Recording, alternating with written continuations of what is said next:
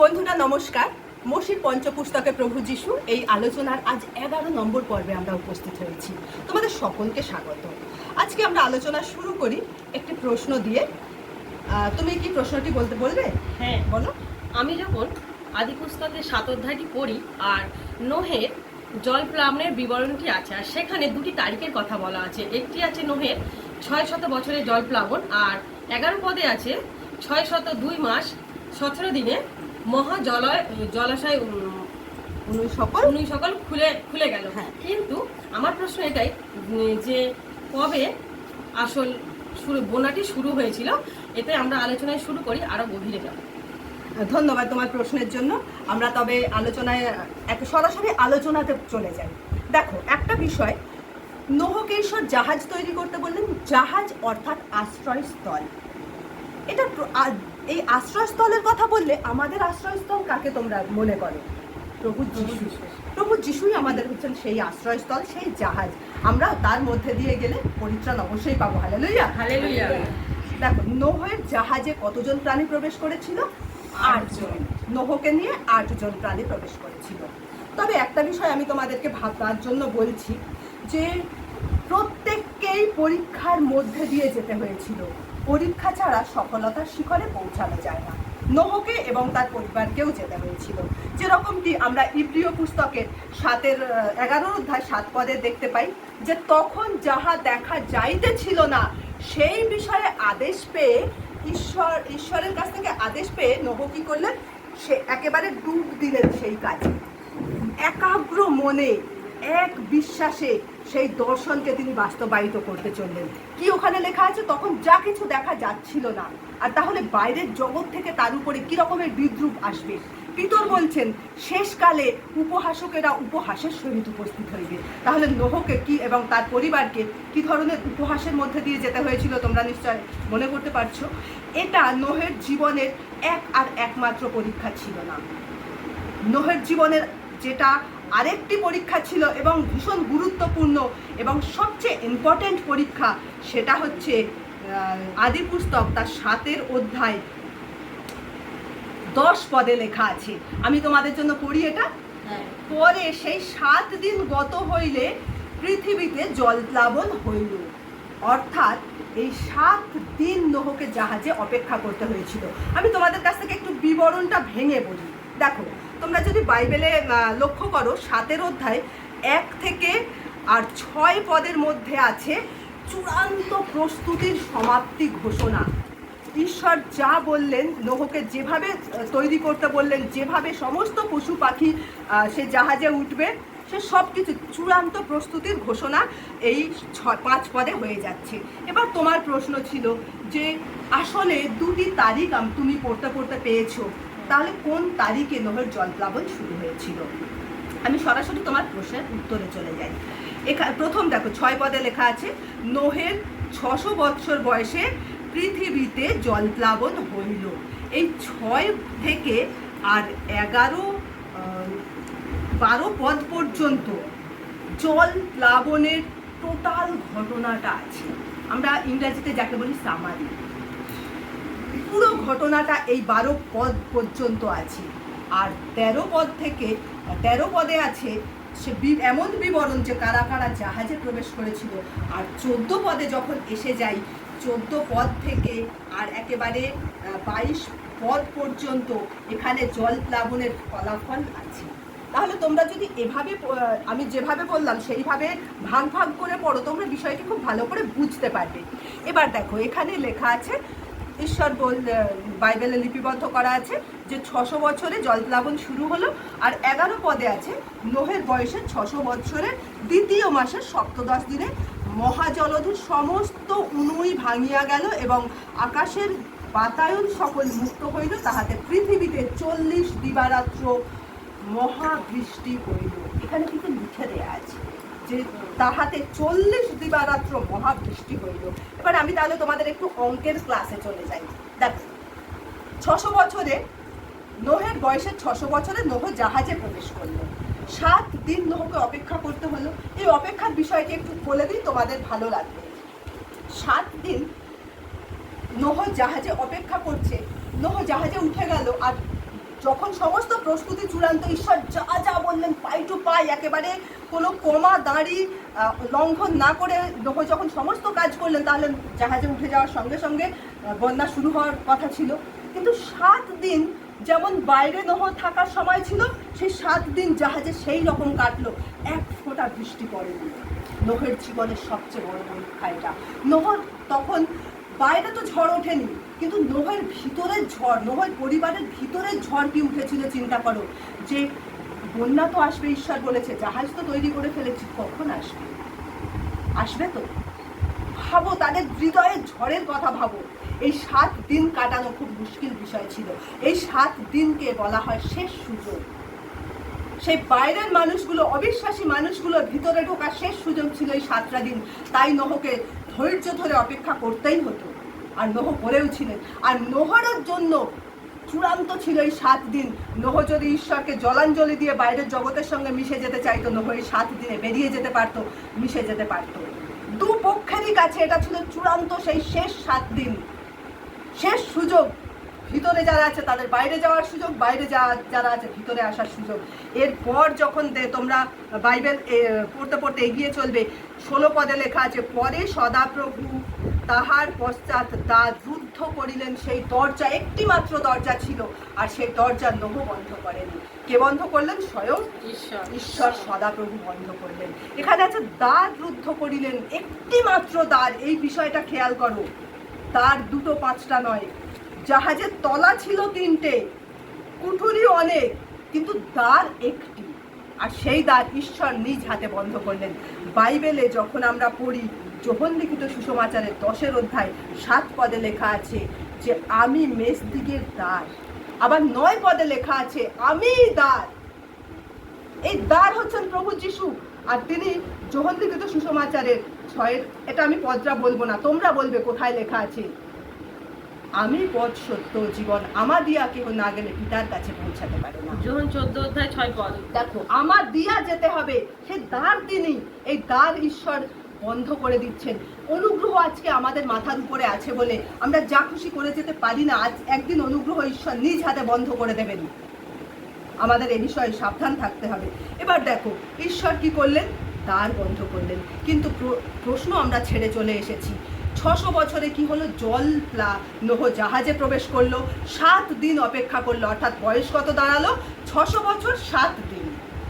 এরপর আছে 600 বছর 2 মাস 17 দিন, অর্থাৎ আমরা সেই 7 দিন থেকে আর 600 বছর 2 মাস 17 দিনকে যদি আমরা ক্যালকুলেট করি, দেখব 40 দিন মাঝখানে পড়ে আছে। এই 40 দিনই তো সেই মহা জলপ্লাবন ঘটেছিল। অর্থাৎ জলপ্লাবন শুরু হয়েছিল 600 বছর নোহের বয়সের 600 বছর 7 দিনে, আর তার 40 দিন ধরে জলপ্লাবন হওয়ায় জলপ্লাবন শেষ হয়েছিল এই 600 বছর 2 মাস 17 দিনে। এই 40 দিন মাঝে ঢুকে আছে। আর এখানে যে বলেছে যে এই বয়সে মহাজলধির উনুল সকল ভাঙিয়া গেল আর আকাশের বাতায়ন খুলিয়া গেল, অর্থাৎ এই 40 দিনের ঘটনা এটা বলা হয়েছে। তাহলে তোমার প্রশ্নের উত্তর আমি নিশ্চয় তুমি পেলে। তাহলে জলপ্লাবন, এই দুটো ডেট ঈশ্বর বলেন। ঈশ্বর আমাদেরকে কনফিউজ করেন না, তিনি প্রকৃত ঘটনা আমাদেরকে জানান। আমাদের উচিত তা খুঁজে আর একটু পরিষ্কার হওয়া। আর যদি না পাও, কোনো অসুবিধা নেই, পবিত্র আত্মার আবেশে এসো, প্রার্থনা করো হাঁটুর উপরে, আর তারপর বাইবেল খোলো, ঠিক বুঝতে পারবে। তুমি যে প্রশ্নটি জানতে চেয়েছো, আমি তোমাকে আরেকটু গভীরে নিয়ে যাই। দেখো, আমাদের জন্য এই জলপ্লাবনের ঘটনাটি খুবই গুরুত্বপূর্ণ। কেন না? প্রভু যিশুর আগমনের সঙ্গে এটি সম্পর্কিত। প্রভু যিশু নিজ মুখে বলছেন যে নোহের জলপ্লাবনের সময় যা ঘটেছিল, মনুষ্যপুত্রের আগমনেও সেই ঘটনা ঘটবে। তাই আমাদের জলপ্লাবনের ঘটনা তো জানা অবশ্যই দরকার, আর তাই বাইবেল লিপিবদ্ধ করেছে। কিন্তু একটা বিষয় খেয়াল করো, এই তারিখগুলো জানানোর কি দরকার ছিল? পবিত্র আত্মা এই তারিখগুলো ধরে ধরে আমাদেরকে জানাতে গেলেন কেন? নিশ্চয়ই এই প্রশ্ন তোমাদের, আমার মনে যেমন এসেছে তোমাদেরও মনে এসেছে। তো এই তারিখগুলোর কি কোনো আসল তাৎপর্য আছে? তারিখগুলোর মধ্যে কি প্রভু যিশু কোথাও ঢুকে আছেন? চলো আমরা একটু দেখি। দেখো, এখানে আমরা জলপ্লাবন কবে শুরু হয়েছিল সেই ঘটনাটা পেলাম। এরপর যদি আমরা চলে আসি একেবারে 7 অধ্যায় শেষ পদে, সেখানে লেখা আছে পরে 150 দিন পর্যন্ত পৃথিবীর উপরে জল প্রবল হয়ে থাকলো। এটা লেখা আছে 150 দিন। 150 দিন মানে কত মাস? 5 মাস। 5 মাস অর্থাৎ নোহের যদি বয়স ধরি তাহলে কতদিন জলপ্লাবন পৃথিবীর উপরে জল প্রবল হয়ে থেকেছিল? নোহের বয়সের 600 বছর 7 মাস 17 দিন পর্যন্ত জল প্রবল হয়ে থেকেছিল। এবার আমি তোমাদের একটি পদের দিকে খেয়াল করতে বলি, যে যা লেখা আছে 8 অধ্যায় তার 4 পদে। আমি পড়ি তোমাদের জন্য, 3 পদ থেকে পড়ি। আর জল ক্রমশ ভূমির উপর হইতে সরিয়া গিয়া 150 দিনের শেষে হ্রাস পাইল, তাহাতে 7ম মাসে 17 দিনে আরারটের পর্বতের উপরে জাহাজ লাগিয়া রহিল। এখানেও একটা তারিখ দিয়েছে যে 7ম মাসের 17 দিনে জাহাজ সেই পর্বতের মাথায় লেগে গিয়েছিল। তার আগের ঘটনাটা তোমাদের একটুখানি বলে দিই, যে প্রথমে জল যখন ঈশ্বর দরজা বন্ধ করলেন আর তারপর প্রবল বৃষ্টি শুরু হলো, সেই বৃষ্টিতে জাহাজ মাটি ছেড়ে ভেসে উঠল। আর তারপর এত বৃষ্টি হলো, আকাশের বাতায়ন খুলে গেল, নিচের জলধির উনুই সকল ভেঙে পড়লো। তার মানে কি প্রবল বৃষ্টি, কি বিপত্তি উপস্থিত হয়েছিল ভেবে দেখো। আর তাতে মহাপর্বতের উপরে 15 হাত জল দাঁড়িয়ে গিয়েছিল। ভেবে দেখো, মানুষের ঘরবাড়ি ডোবা, মানুষ ডোবা তো অনেক দূরের কথা, মহাপর্বতের উপরে 15 হাত জল। আর তাহলে জাহাজের অবস্থাটা কি? জাহাজ এখানে সেখানে উদ্দেশ্যহীনভাবে ভেসে বেড়াচ্ছিল। সেই জাহাজে কোনো হাল ছিল না যে নোহ সেটাকে কন্ট্রোল করবে, ঈশ্বরই কন্ট্রোল করছিলেন।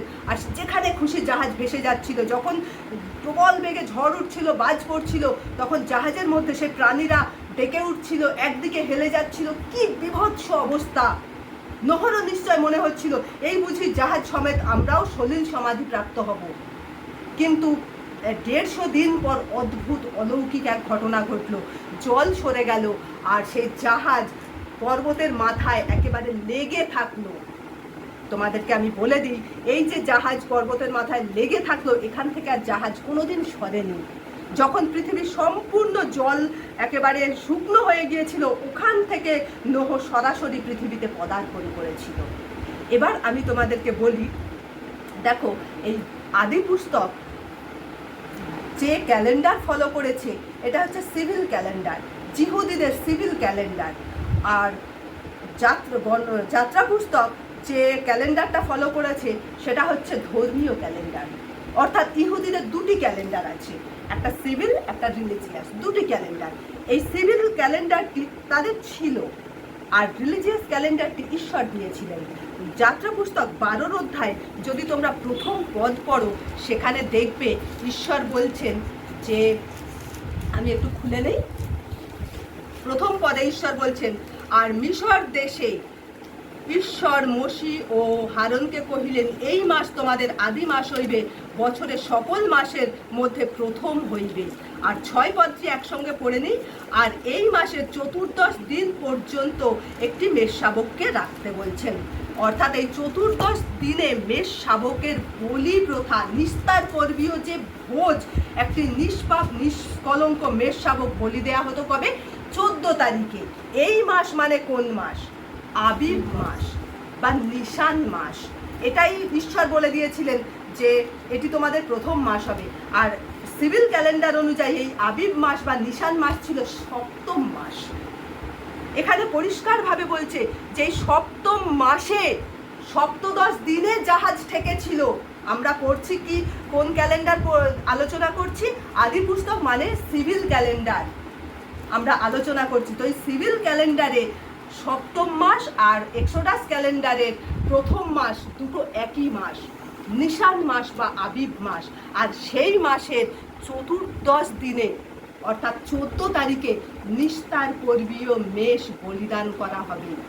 তোমরা ভাবো, মোশির সময় থেকে আর ঠিক 1400 বছর পরে একদিন কালভেরি ক্রুশের উপরে সেই নিস্তার পর্বীয় মেষকে বলি দেওয়া হয়েছিল। সেই নিষ্পাপ নিষ্কলঙ্ক মেষকে আমার তোমার জন্য বলি দেওয়া হয়েছিল। সেই তারিখটি ছিল 14 তারিখ। খেয়াল রাখো, 14 তারিখ ছিল সেটি। সেই আমাদের নিস্তার পর্বীয় মেষ কালভেরি ক্রুশে বলিকৃত হয়েছিলেন 14 তারিখে। আর তারপর 3 দিন সেই নিষ্কলঙ্ক মেষ কবরে ছিলেন। তাহলে এই 14 তারিখের সঙ্গে 3 দিন যোগ করলে কত তারিখ হয়? 17 তারিখ। তোমরা মনে হয় শুনছো না, ওই জন্য উত্তরও দিচ্ছ না। 14 তারিখে নিস্তার পর্বীয় মেষ বলীকৃত হলেন, আর 3 দিন কবরে থাকার পরে তিনি পুনরুত্থিত হলেন। হালেলুয়া। 14 তারিখ আর 3 দিন মানে কত তারিখ হলো? 17 তারিখে তিনি পুনরুত্থিত হলেন। আর এখানে পরিষ্কার করে লেখা আছে, সপ্তম মাসের সপ্তদশ দিনে আরারটের পর্বতের উপরে জাহাজ লাগিয়া রহিল। কি সুন্দর কানেকশন দেখো প্রভু যিশুর সঙ্গে এই জাহাজে। এই জাহাজ শুধু যে আমাদের রক্ষার প্রতীক তা নয়, কিন্তু এই জাহাজ মধ্যে দিয়েই আমাদের পরিত্রাণ। যখন খ্রিস্টানরা এদিক ওদিক ছুটে চলেছিল, আর প্রভু যিশুর পুনরুত্থান এমন এক দৃঢ় প্রমাণ, এমন এক দৃঢ় বিশ্বাস, এখান থেকে আর মানুষ অন্য কোথাও যেতে পারেনি। আজ পর্যন্ত আমরাও পারিনি, আমাদের উত্তর পুরুষ যারা আসবে তারাও পারবে না। এটাই আমাদের খ্রিস্টানদের একমাত্র ভিত্তি হচ্ছেন পুনরুত্থান, একমাত্র পরাক্রমের শক্তি হচ্ছে পুনরুত্থান। আর এখানের মধ্যে দিয়েই আমাদেরকে যেতে হবে। তো যে দুটি ক্যালেন্ডার ইহুদিরা ব্যবহার করত, তার মধ্যে একই বিষয় লেখা আছে যে সিভিল ক্যালেন্ডারের যেটা সপ্তম মাস ছিল, সেটা রিলিজিয়াস ক্যালেন্ডারের প্রথম মাস। তার 14 তারিখে নিষ্পাপ নিষ্কলঙ্ক মেষ বলীকৃত হলেন, আর 17 তারিখে তিনি পুনরুত্থিত হলেন। এখানেও 17 তারিখে সে জাহাজ সেখানে লেগে থাকলো, জাহাজ আর নড়ল না। সেখান থেকে নোহের শুরু, সেখান থেকে নোহ শুষ্ক পৃথিবীতে পা দিয়েছিলেন, সেইখান থেকে জাহাজ আর কোথাও নড়েনি। এরকম কানেকশন বাইবেলে দেয়া আছে প্রভু যিশুর সঙ্গে, মানে ভাবলে না গায়ের লোম খাড়া হয়ে ওঠে। নোহর পৃথিবীতে যে প্রথম শুরু ছিল, সেটি প্রভু যিশুতে আমাদের জীবনেরও শুভ আরম্ভ। হালেলুয়া। কিচ্ছু বাইবেলে এমনি এমনি দেয়া হয়নি। এই যে সাল তারিখগুলো এখানে দেয়া আছে না, পবিত্র আত্মা জেনে বুঝে লিপিবদ্ধ করেছেন, যেন আমরা খুঁজি আর প্রভু যিশুকে পুরাতন নিয়ম থেকে আবিষ্কার করি এবং আমাদের বিশ্বাসের ভিত আরো দৃঢ় করি। জল প্লাবনেও প্রভু যিশু, অর্থাৎ প্রভু যিশু ছাড়া কিছু নেই। তিনিই সৃষ্টিকর্তা, তিনিই মেষশাবক এবং তিনিই আমাদের পরিত্রাণ। হালেলুয়া। আজকের আলোচনা আমরা এখানে শেষ করি। পরের পর্বে আরেকটি নতুন বিষয় নিয়ে আলোচনায় আসবো। নমস্কার।